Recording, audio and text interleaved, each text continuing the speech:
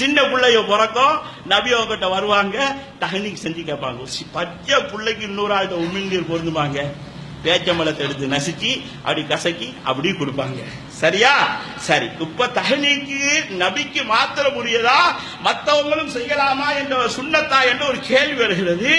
இப்ப என்ன, அந்த கேள்விக்குள்ள ஒரே ஒரு பதில் என்னவென்று சொன்னால், உம்மு சுலைமுக்கு அப்துல்லா என்ற ஒரு பிள்ளை நடுராத்திரியிலே பிறந்தது. வக்கரிஹத் அன் துஹன்னிகஹு ஹத்தா யுஹன்னிகஹு ரசூலுல்லாஹி ஸல்லல்லாஹு அலைஹி வஸல்லம். அவள் தஹ்னீக்கு செய்ய பார்த்தால் உம்மு சுலைம், ஆனால் நபி அவங்க தஹ்னீக்கு செய்யாம அந்த புள்ளைக்கு நான் செய்வது விருப்பம் இல்லைன்னு நினைச்சாங்க. இந்த சொல்லில இருந்து விளங்கலாம், மத்தவங்க தஹ்னீக் செய்யலாம், ஆனா யாரு செய்யலாம்? புள்ளையிட உம்மா புள்ளையிட வாப்பா தான் செய்யணும். ஏன் தெரியுமா? மத்தவங்க செஞ்சா இந்த மௌலவியா தான் நமக்கு தஹ்னீக்கு செஞ்சது அப்படின்ட்டு பரக்கத்து அங்க போயிடும், நபிக்கு இருக்கிற பரக்கத்து.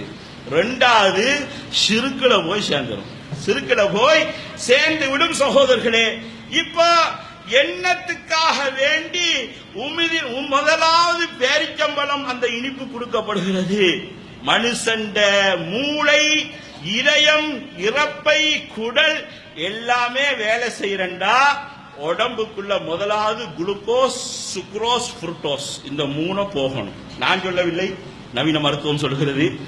இந்த சுக்ரோஸ், ஃப்ரூட்டோஸ், குளுக்கோஸ் எல்லாமே பழங்களிலேயும் தேனிலேயும் இயற்கை பனம் வெள்ளத்திலும் நன் கெமிக்கல். ஈவன் நம்ம ஒயிட் சுகர்ல கூட அது கிடையாது, அல்லாஹ் போட்ட இனிப்புல இருக்கிறது. இதுல என்ன தெரியுமா? பேச்சம்பழத்துல 3 சேர்ந்து இருக்கிறது.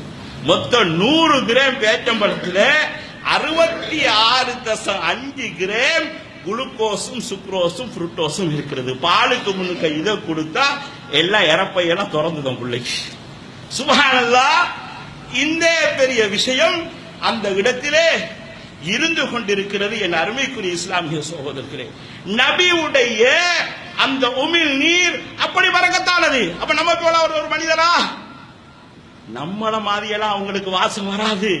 அதனாலதான் சொல்லுகிறார்கள் அனஸ் ரலியல்லாஹு அன்ஹு அவர்கள், வலா ஷமிம்து ரீஹன் கத்தா அர்ஃபன் கத்தா அத்யபு மின் ரீஹி அவ் அர்கின் நபி ஸல்லல்லாஹு அலைஹி வஸல்லம். என்னுடைய வாழ்க்கையிலே நபியுடைய மேனியிலே இருந்து வந்த வாசத்தை விட, வேர்வையிலே இருந்து வந்த வாசத்தை விட அழகான ஒரு நறுமணத்தை என்னுடைய வாழ்நாளிலே நான் நுகர்ந்து கூட பார்த்தது கிடையாது. நம்ம என்னண்டாங்க, நபிண்டா நம்மள மாதிரி ஒரு ஃப்ரேம் ஒன்று போட்டு வச்சுக்கிட்டு எல்லாமே செய்து கொண்டிருக்கிறோம். அலி ரலியல்லாஹு அன்ஹு ஹைபர்ல கூப்பிடுறாங்க, ஒன்றதான் கொடிய தர போறாங்கிறாங்க. அவர் சொல்றாரு, என்ற கண்ணுல வருத்தம். துப்பினார்கள், 2 கண்ணிலும் இப்படியே தடவினார்கள். அந்த கண்ணுல கண் வருத்தம் இல்லாமலே போய்விட்டது. அகமதுல செய்தி வருது, மா ரபத்து முந்து தஃபல நபி ஸல்லல்லாஹு அலைஹி வஸல்லம் ஃபி ஐனிஹி. ரசூலுல்லாஹ் துப்பின பிறகு என்ற வாழ்நாள்ல மௌத்தாக வர கண் வருத்தமே வர இல்லை. எங்க கொண்டு போற இந்த ஹதீஸ் சகோதரர்களே? அப்படி அடுத்தது என்ன? அதாவது அம்ர் இப்னு முஆத் என்று சொல்லக்கூடிய சஹாபியுடைய கால் உடைந்து விட்டது. ரசூலுல்லாஹ் துப்பி ஒரு தடவு கால் நேரா வந்து விட்டது. என்ன சொன்னார்கள்? பிஸ்மில்லாஹி துர்பத் அர்லினா பிரீகதி பஅலினா துஷ்கா சகீமுனா பிஇذن ரப்பினா. பிஸ்மில்லா, அல்லாஹ்வுடைய பெயரால, துர்பத்தார்லினா எங்களுடைய பூமி. எங்களுடைய பூமினா மதீனா பூமியா அல்லது உலகத்தில் உள்ள பூமியா? உலமாக்களுக்கு இடையில கருத்து வைக்குங்க. பிர்ரீகி பஅலினா எங்களுடைய சிலருடைய உமிழ் நீர். அப்போ எல்லாருக்கும் அது பொருந்துமா? துஷ்வா சகீமுனா பிஇذن ரப்பினா எங்களுடைய இறைவனுடைய நாட்டப்படி நோயாளிக்கு நோய் சுகமாகும். என்ன செய்வாங்க? உமிழ் நீர் எடுப்பாங்க, மண்ணில் வைப்பாங்க, அப்படி தொடுவாங்க, தொட்டு புண்ணுல தேய்ச்சி விட்டுருவாங்க. இந்த துவாவை ஓதுவார்கள். எந்த அளவுக்கு தெரியுமா? சலமத் இப்னு அக்வா ஹைபர்ல காயப்பட்டார்.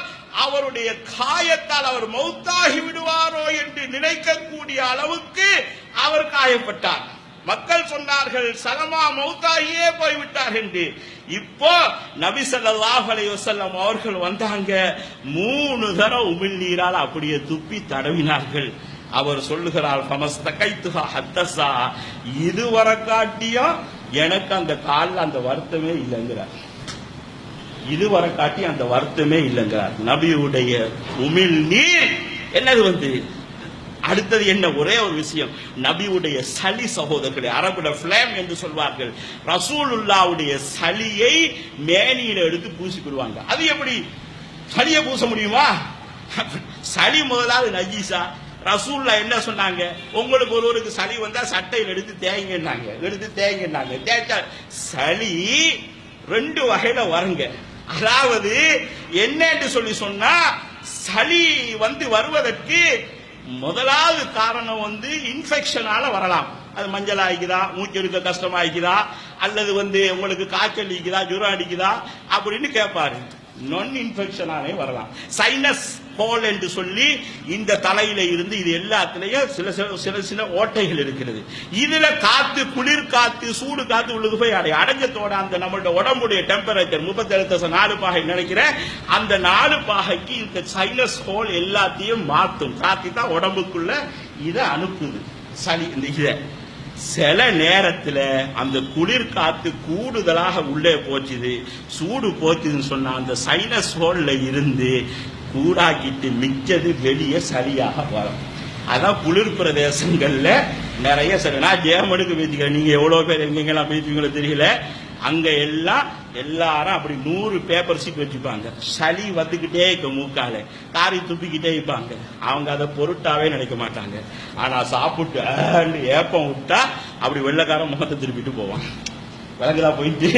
அப்போ சளிங்கிறது அதுல ஒண்ணுமே கிடையாதுங்க. இன்ஃபெக்ஷன் இல்லைன்னு சொன்னா அதுல எந்த அருவருப்பும் கிடையாது.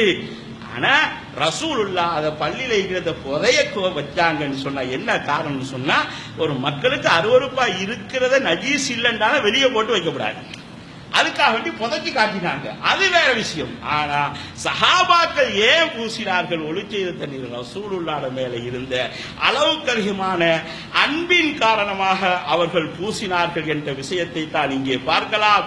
அந்த விடயத்தையும் நீங்கள் தெளிவாக விளங்கிக் கொள்ளுங்கள் சகோதரர்களே. இது ஒரு நெடிய பயான், சுருக்கமான நேரத்தில் இந்த விஷயத்தை நான் உங்களுக்கு சொன்னேன்.